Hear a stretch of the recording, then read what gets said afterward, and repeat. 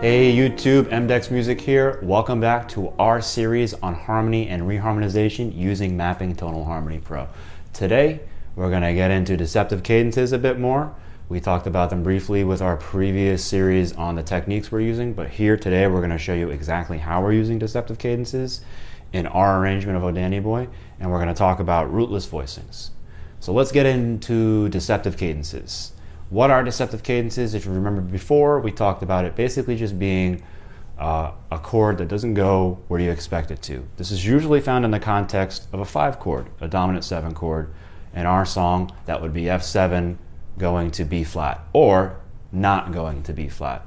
It expecting you expecting it to do something that it doesn't do. So we have our Mapping Tonal Harmony Pro open here. Let me show you what I'm talking about. If we play F7, you, in the context of knowing the song is in B flat, are going to expect it to go there, especially if I set it up with the 4 chord before it. But if I do this, it goes somewhere where you're like, oh, I didn't expect it to go there. That is a deceptive cadence.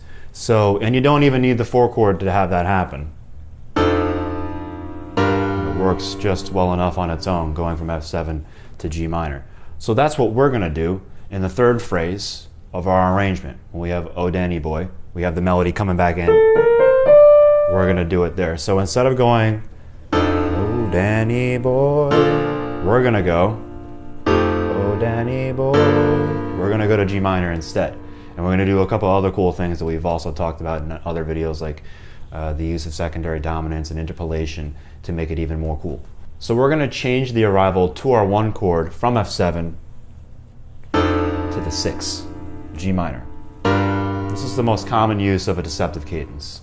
So what we're going to do is edit out what used to be this with this. So I'm going to swipe away our 1 chord and replace it with G minor. All right, so now we have, all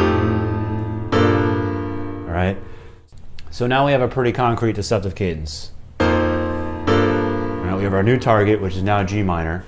So what we're going to do now is kind of further contextualize that G minor, or give it more impact or weight separate from the other parts of the arrangement that make it sound a bit more concrete and stand alone, if you will. Something that will work fine as it is. It works really good as it is now. All right, but how can we make the arrival to that G minor that much more significant or important? Well, we're going to precede it with its 5 chord, which is right here, D7. So if I throw in that D7,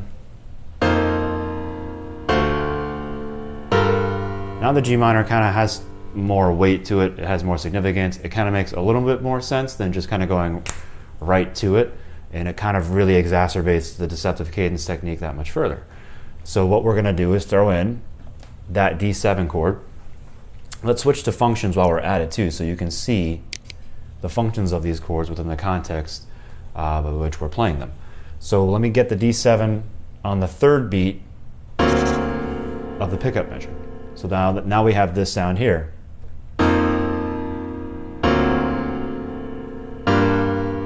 Right?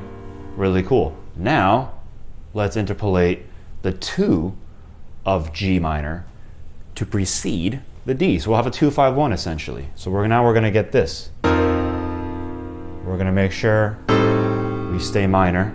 So that's why we're going to go with the A minor 7 flat 5, not just the regular A minor 7, because we are technically kind of hanging out in a minor key right now momentarily. So that's why we're going to use this chord instead of that chord. Just doesn't sound right, right? And it's because you would be borrowing from major, and we already talked about that's kind of a no-no. So for consistency's sake, we're going to go F7 sus, A minor 7 flat 5 to do that. So I'm going to put that on the 2nd beat of the measure right after the F7 sus. Have that highlighted, swipe, and there we go. So now we've used a deceptive cadence, secondary dominance, and interpolation all together in our 3rd phrase to create this sound.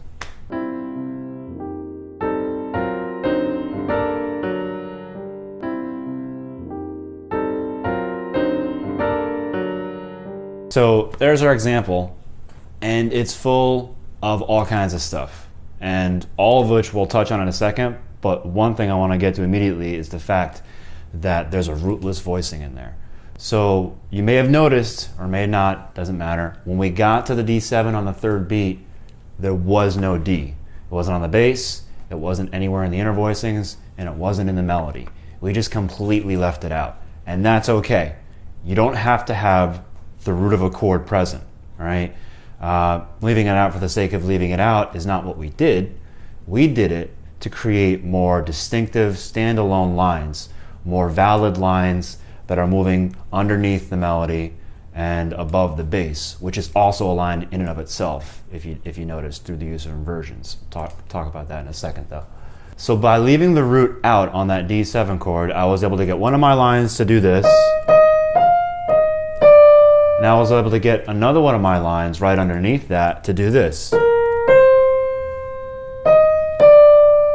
right?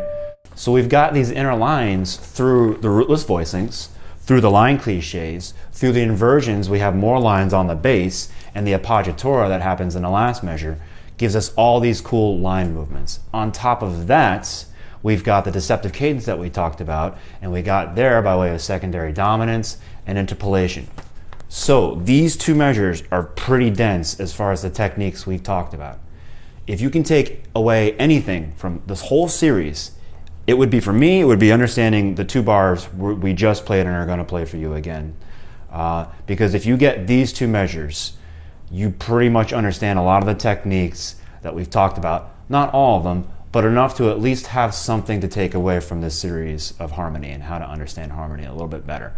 So as far as bang for your buck, these two measures are probably, and I could probably randomly find any other two measures in the arrangement that probably serve the same purpose. But these two measures, since we're on them right now, let's say if you can take away anything from this series, that would be all the things we talked about within the context of these two measures. Lines through line cliches and appoggiaturas and inversions and secondary dominance and deceptive cadences or cadences in general and all that stuff. So we're going to play it again just so you can maybe kind of hunt and peck any one or two of the three techniques we just talked about. It's going to sound like this.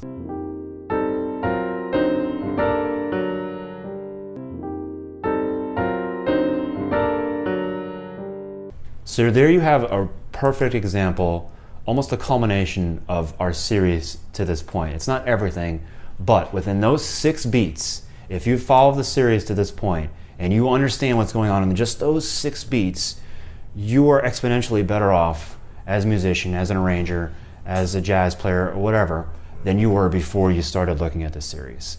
So without being, at the risk of sounding reductive, because it's a bit more complex than just those 6 beats, we do definitely encourage you to look at everything we've talked about in the whole series. But if you do understand those 6 beats, you are pretty good to go.